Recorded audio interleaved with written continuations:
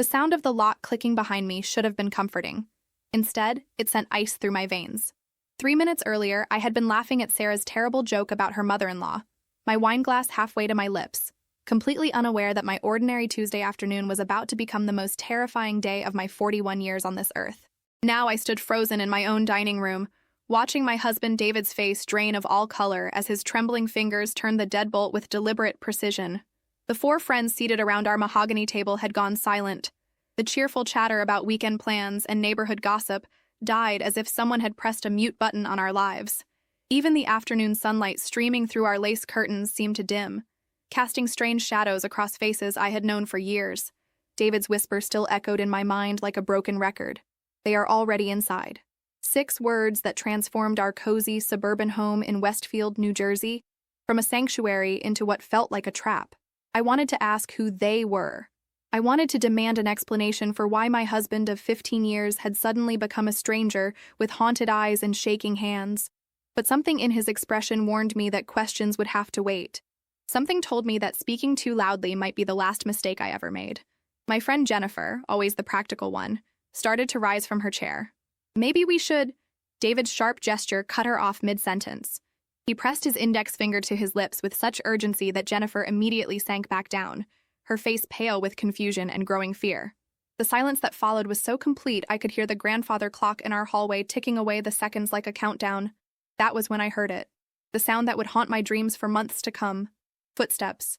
Slow, deliberate footsteps coming from somewhere above us. Our house is a classic colonial, built in 1947, with hardwood floors throughout the second story. I know every creak and groan of those old boards. I know the sound of David getting up for his midnight glass of water, the particular squeak of the floorboard outside our bedroom door, the way the boards settle when someone walks down the hallway toward the stairs.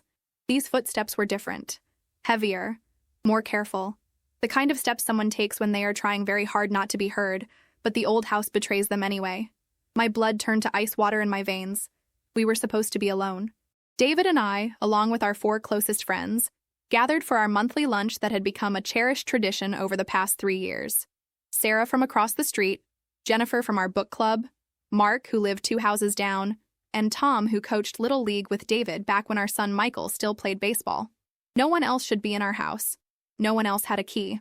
Our 20-year-old son Michael was away at college, 3 hours north at Rutgers. Our cleaning lady, Rosa, only came on Thursdays. The house should have been empty except for us. But someone was upstairs.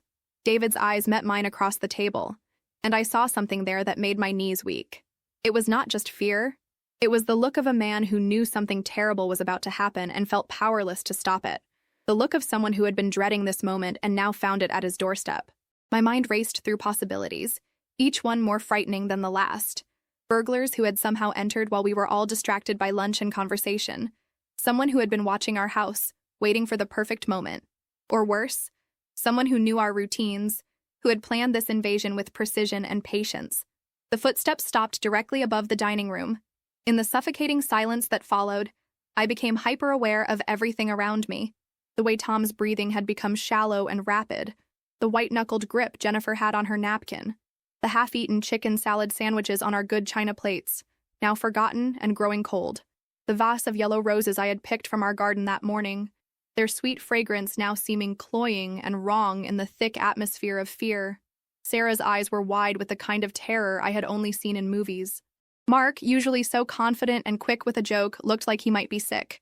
My friends, people I had known for years, people I had shared birthdays and holidays and ordinary Tuesday afternoons with, had become strangers united only by our shared fear of the unknown presence above our heads. David reached slowly into his pocket and withdrew his cell phone. His movements were careful and deliberate, as if any sudden motion might trigger something catastrophic. But when he looked at the screen, his face crumpled with despair. He held it up just enough for me to see. No signal.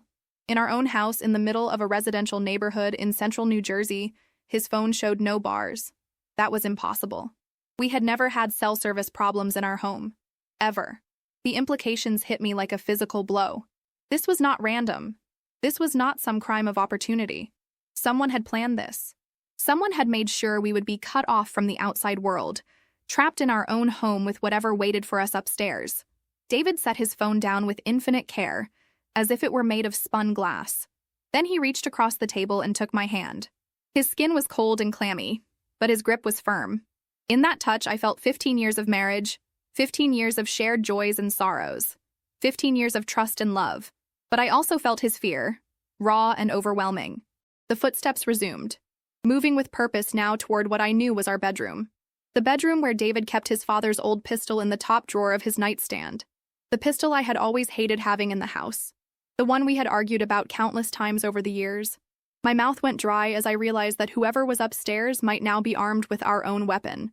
David leaned forward slightly, his voice barely a whisper when he spoke. Listen to me very carefully. His words were so quiet I had to strain to hear them. When I say run, everyone goes out the back door. Do not stop for anything. Do not look back. Get to the Thompsons' house and call 911. The Thompsons' house. Our elderly neighbors who lived directly behind us, separated by a low fence and 20 yards of shared property line. In all our years of neighborhood barbecues and borrowed cups of sugar, I never imagined their home might someday represent our only hope of survival. But David was not finished. Emily stays with me. The words hit me like a slap. My friends looked at me with expressions of horror and disbelief. Jennifer started to shake her head, her mouth opening to protest. But David's intense stare silenced her. Emily stays with me, he repeated. And this time there was something final in his voice. Something that told me this was not a discussion. I wanted to argue.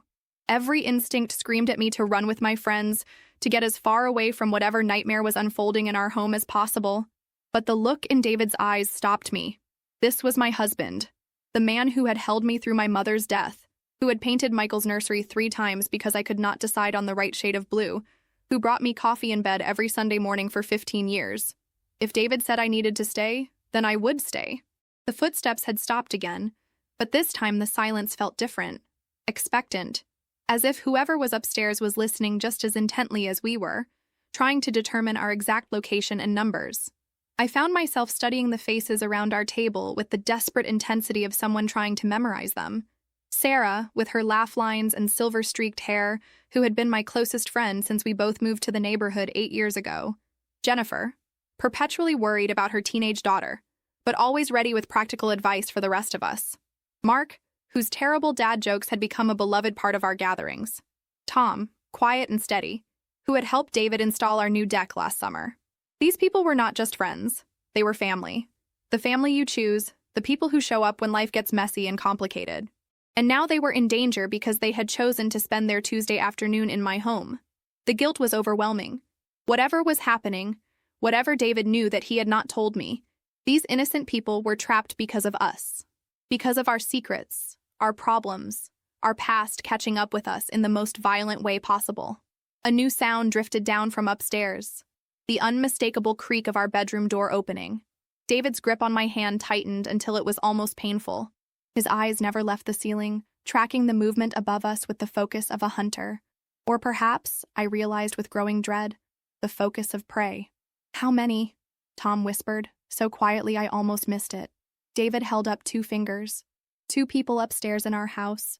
2 intruders who had somehow entered without setting off our alarm system, who had blocked our cell service, who were now in our most private space doing things I did not want to imagine. The afternoon sun shifted, sending a different pattern of light and shadow across our dining room. In the new lighting, I noticed things I had missed before. The way David's shirt was wrinkled, as if he had been clutching it nervously before our friends arrived. The way his wedding ring caught the light as his hand trembled slightly. The way his eyes kept darting toward the kitchen, as if calculating distances and escape routes. He had been expecting this.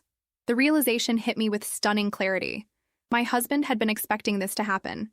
Not today, necessarily, but soon. He had been living with the knowledge that someday someone would come for us. Someone would invade our home, threaten our friends, turn our safe suburban life into a nightmare. And he had never told me. 15 years of marriage, and David had kept secrets that put not just us, but our closest friends in mortal danger. The betrayal was almost as terrifying as the situation itself. Who was the man I had been living with?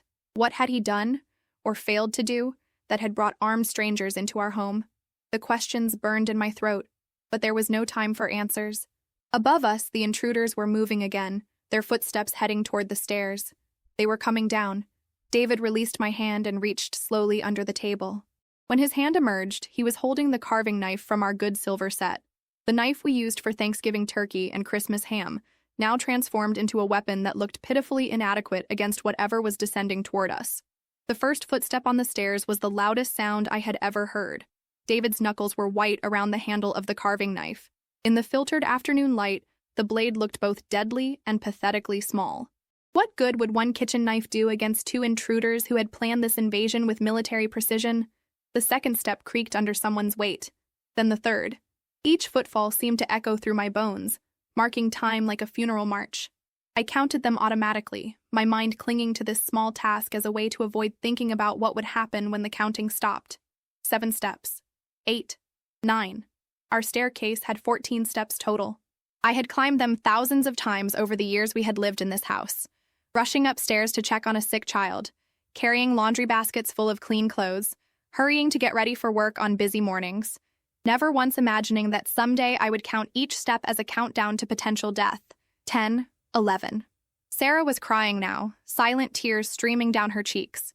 She had pressed her hand over her mouth to muffle any sound, but her whole body was shaking with suppressed sobs. I wanted to comfort her, to tell her everything would be okay, but the words would have been lies, and we all knew it. 12, 13. The footsteps paused. In that suspended moment, I could hear everything with supernatural clarity. The whistle of wind through the maple tree outside our kitchen window, the distant hum of traffic on Elm Street, the soft tick of the grandfather clock that had belonged to David's grandmother, the rapid breathing of 6 terrified people trying desperately to stay silent. 14. The footsteps had reached the bottom of the stairs. David rose slowly from his chair, the knife held low against his leg where it would not be immediately visible. His movements were careful and controlled, but I could see the tremor in his shoulders. Whatever training or preparation he might have had for this moment, he was still a 43-year-old insurance agent from suburban New Jersey facing an unknown threat. A shadow appeared at the edge of the dining room doorway. Then another. 2 figures stepped into view, and my world tilted sideways. They were not what I had expected. No ski masks or dark clothing. No obvious weapons drawn. Instead, I found myself looking at a woman and a man, both appearing to be in their 30s, dressed in ordinary street clothes. The woman wore jeans and a navy sweater that looked like something I might have picked out for myself.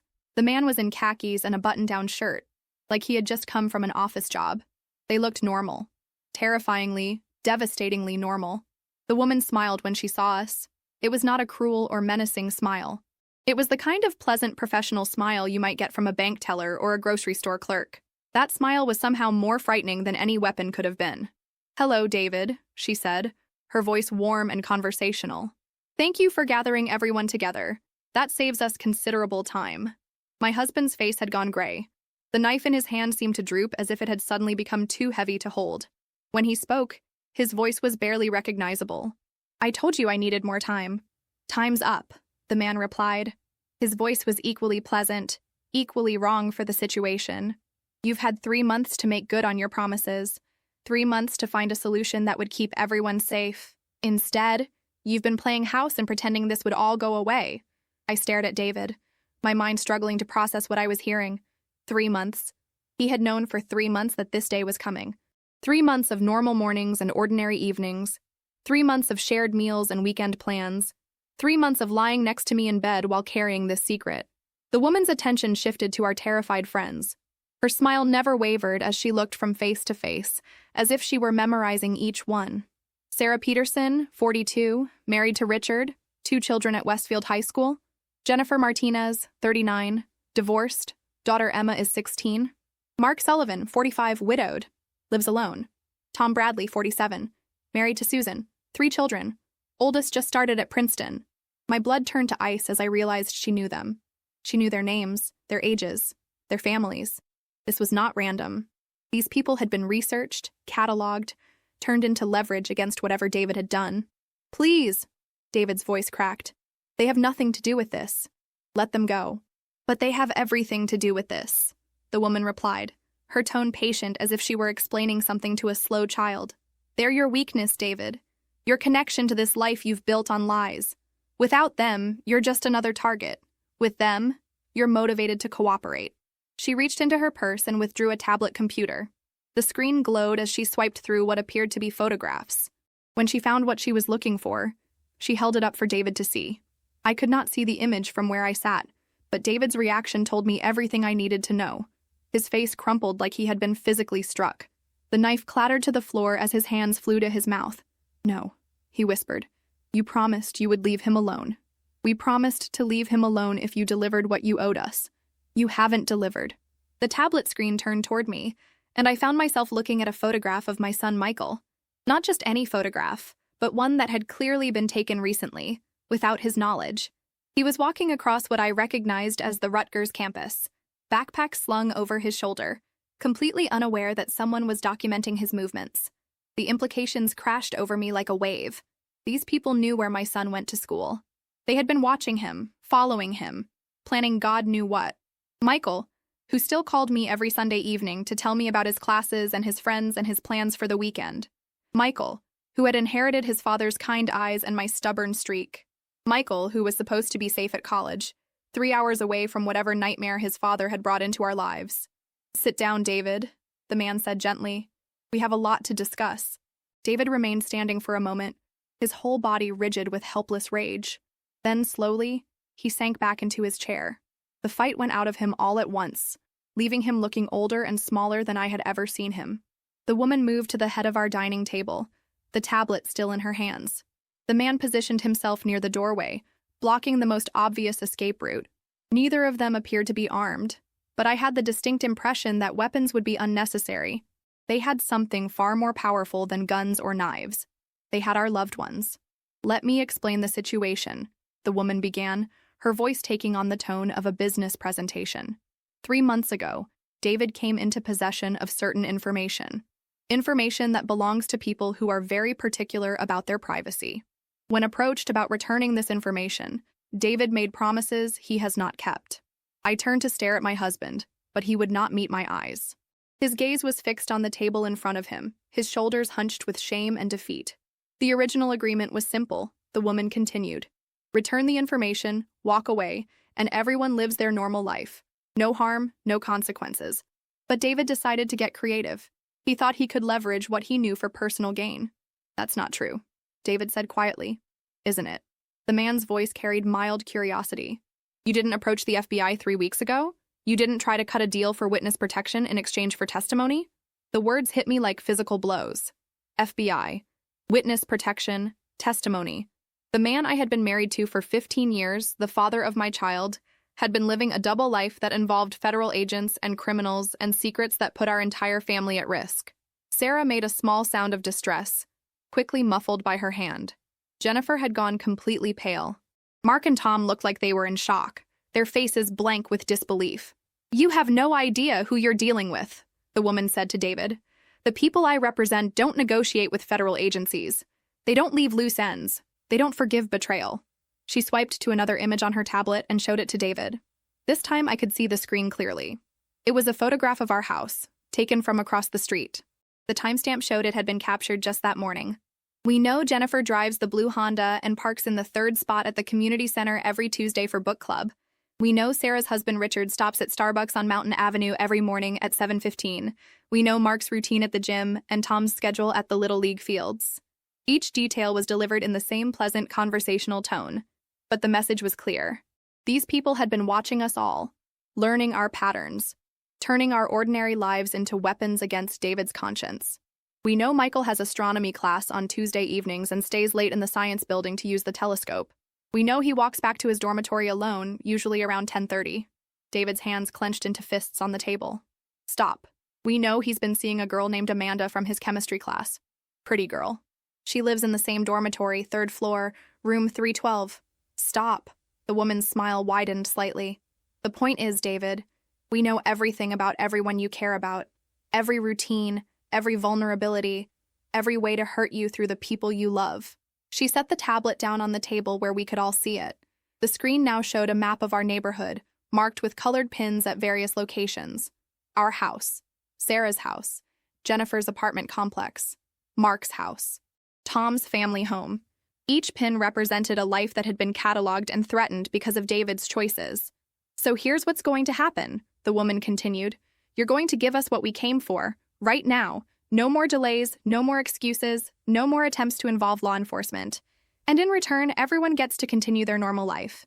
And if I refuse, David asked, though we all knew the answer. The man by the doorway spoke up. Then we start making examples. We start with the people in this room. Then we work our way through your extended circle. Michael, your sister Karen in Pennsylvania, David's brother James in California, your elderly mother in that nice assisted living facility in Princeton. My mother. They knew about my 80-year-old mother, who had never hurt anyone in her life, who spent her days reading romance novels and tending to the small garden outside her assisted living apartment. The scope of their surveillance was breathtaking and terrifying. These were not common criminals or opportunistic thugs. These were professionals who had turned stalking and intimidation into an art form. The choice is yours, David, the woman said. But choose quickly. Our patience has limits, and those limits expired the moment you walked into that FBI field office. David was quiet for a long moment, his internal struggle playing out across his face. I could see him weighing options, calculating risks, trying to find some path that would keep everyone safe. But we all knew there was no good choice here. There was only compliance or consequences. Finally, he stood up again. This time, his movements were steady and decisive. "It's upstairs," he said. "In my office." The woman nodded approvingly. "Smart choice. You lead the way. Marcus will stay here with your friends to make sure nobody gets any heroic ideas." The man by the doorway, Marcus, gave us all a pleasant nod, as if we had just been introduced at a dinner party. The normalcy of their behavior was perhaps the most unsettling aspect of this entire nightmare. They conducted business as if threatening innocent people was just another day at the office. David walked toward the stairs on unsteady legs. The woman followed close behind, her tablet tucked under her arm like a businesswoman heading to a meeting. As they disappeared upstairs, I heard David's office door open and close. We were alone with Marcus. The silence that followed was oppressive. None of us dared to speak or move, afraid that any action might be interpreted as hostile. Marcus seemed content to wait, occasionally glancing at his watch as if he had somewhere else to be later. I tried to process everything I had learned in the past few minutes. My husband had somehow acquired information that belonged to dangerous people. He had attempted to trade that information to the FBI for protection. The criminals had responded by threatening everyone we cared about, including our son. But what information could David possibly have that would be worth all this? He was an insurance agent, not a spy or a criminal or a government official with access to state secrets. His days were filled with policy reviews and client meetings and paperwork, not international intrigue. Unless that was also a lie. The thought hit me like cold water.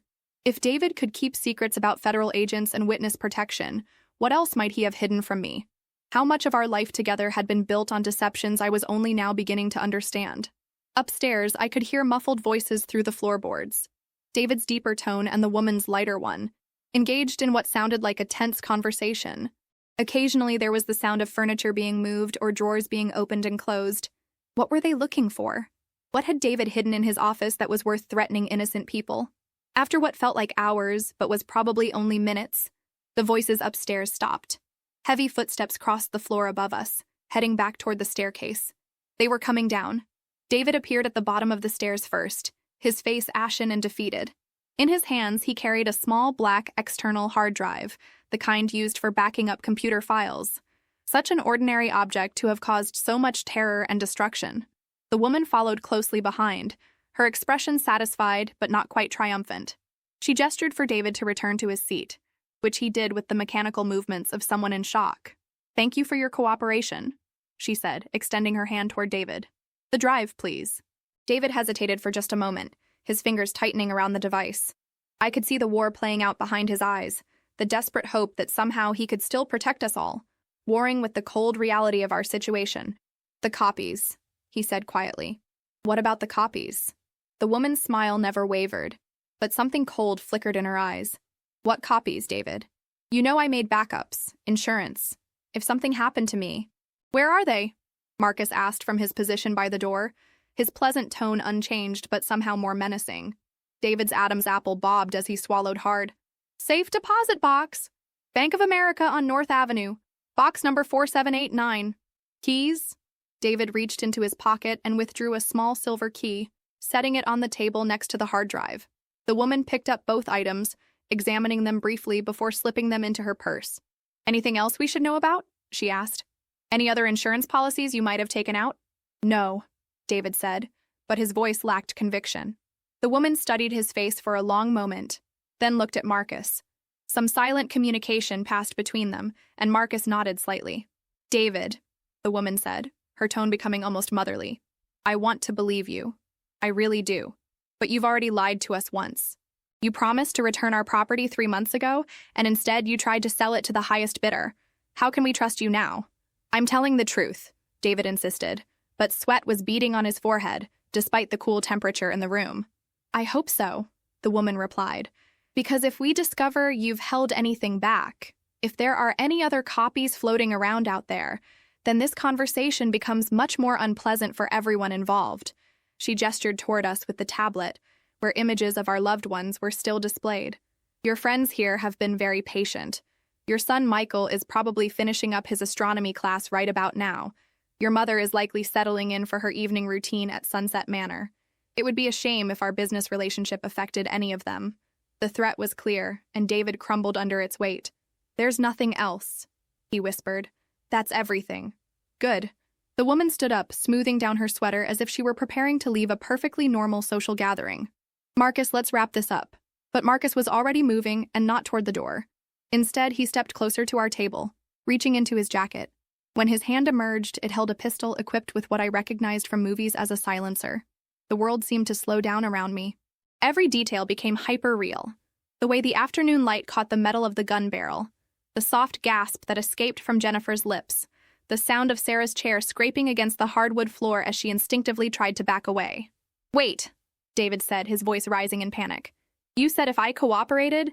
"We said everyone gets to continue their normal life," the woman interrupted calmly. "But David, you tried to involve the FBI. You broke faith with us. That changes the equation considerably." "Please," David begged, rising from his chair. "Take me. Do whatever you want to me. But let them go. They're innocent." "Are they?" The woman tilted her head as if considering this. "Sarah here has been your neighbor for 8 years. She's hosted you for dinner dozens of times. Are you telling me she never once wondered how an insurance agent could afford such an expensive lifestyle? The luxury vacations, the private school tuition for Michael, the renovations to this house?" I felt the blood drain from my face as her words hit home. She was right. David's income as an insurance agent should never have supported the way we lived. I had noticed it myself over the years but had always found ways to rationalize it. A good year for sales, a lucky investment, an inheritance from a distant relative. But deep down, I had known something was not right, and I had chosen not to ask questions because I liked our comfortable life. "Jennifer," the woman continued, "works as a paralegal at Brennan & Associates downtown. Interesting firm. They handle a lot of interesting clients, some of whom have had dealings with David's other business associates." Jennifer's face went white. "I don't know anything," she whispered. "Maybe not consciously," the woman agreed. "But you've processed paperwork, haven't you? Filed documents that mentioned certain shell companies and offshore accounts? Your professional discretion has been valuable to certain people." She turned to Mark next. "And Mark, poor widowed Mark, who works night security at the industrial complex on Route 22. The same complex where David has made several late-night visits over the past year." Mark started to shake his head, but the woman held up a hand to stop him. "We have security footage," she said simply. "You let him in after hours, multiple times. I'm sure you told yourself it was just a friend doing a favor, but you knew it wasn't entirely legitimate, didn't you?" Finally, her attention settled on Tom. Tom coaches Little League, but he also drives a delivery truck for Metropolitan Logistics. That's how David moved certain items around the tri-state area without attracting attention, hidden among legitimate deliveries. The room was spinning around me as the full scope of David's deception became clear. It was not just my husband who had been living a lie. All of our friends, people I had trusted implicitly, had been involved in whatever criminal enterprise David had been running, and I had been the only one who was truly innocent, the only one who had remained oblivious to the truth. "You see?" the woman said, her voice taking on the tone of a teacher explaining a difficult concept. "There are no innocent bystanders here. Everyone in this room has played a role in David's operation, whether they fully understood it or not. Everyone has benefited from money that didn't belong to them." "That's not true," I said, finding my voice for the first time since this nightmare began. "I didn't know anything." The woman looked at me with something that might have been pity. "Emily, you've been living off the proceeds of your husband's activities for years. The mortgage payments on this house, the car you drive, the credit cards you use for shopping and entertainment, all of it funded by money David skimmed from accounts that belonged to very dangerous people." The truth hit me like a physical blow. Every comfortable day of our marriage had been built on stolen money. Every family vacation, every anniversary dinner, every gift I had bought for Michael's birthdays. All of it tainted by David's crimes. The hard drive contains account numbers and transaction records going back 5 years, the woman explained. David was supposed to be a simple money launderer, moving funds through his network of helpful friends and associates. Instead, he got greedy. He started skimming percentages for himself. Small amounts at first, but over time it added up to a considerable sum. She gestured around our dining room, taking in the expensive furniture and decorative items that I had always been so proud of. This lifestyle didn't come from selling insurance policies. It came from stealing from people who don't forgive theft. David was crying now, tears streaming down his face as the full weight of his choices crashed down on him. "I never meant for it to go this far," he said. "It started small. Just a little extra here and there. We needed the money for Michael's education, for Emily's mother's medical bills. Everyone has justifications," the woman replied without sympathy. "The question now is what we do about it." Marcus still held the pistol, but he had not raised it to aim at anyone yet.